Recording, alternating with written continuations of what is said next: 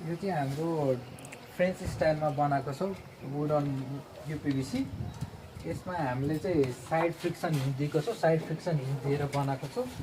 Mainly यस्तो केसमा ढ्यालहरू चाहिँ अब थुप्रैले चाहिँ बिचमा टी मूल्यन मात्रै हाल्छ नि एउटा।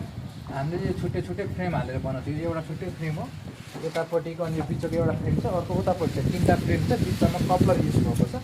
अब यसलाई एउटै फ्रेममा पनि बनाउन सक्छौँ हामीले। एउटै फ्रेम दिएर बिचमा टी दियो भने चाहिँ खोल्दाखेरि लगाउँदाखेरि त्यो हल्लिन्छ। अब अहिले हेऱ्यौँ भने जति गर्दा पनि हल्लिएको छैन यो फ्रेमहरू, यसलाई डिस्टर्ब हुँदैन केही पनि, यो अझै स्ट्रङ हुन्छ। सो केसमेट विन्डोहरूलाई चाहिँ अझै बलियो बनाउनु छ भने चाहिँ यसरी छुट्टै छुट्टै फ्रेम बनाएर अनि बिचमा कप्लिङ हालेर जोइन्ट गर्न सक्छौँ हामीले। अलिकति कस्ट रिजनेबल गर्नलाई चाहिँ एउटै फ्रेम पनि दिन सक्छौँ। एउटै फ्रेम दिएर बिचमा यो मात्रै हाल्ने, यो भाग हुँदैन, यो मात्रै टी मूल्यन मात्रै दिएर पनि बनाउन सक्छौँ। यसको दुईवटा अप्सन छ। अनि अर्को एउटा भनेको यसलाई चाहिँ हजुरलाई यो पुरै खोल्नु छ, काठको झ्याल जसरी पुरै कब्जा जसरी खोल्नु छ भने पनि यसमा कब्जा पनि हाल्न सक्छ हामीले।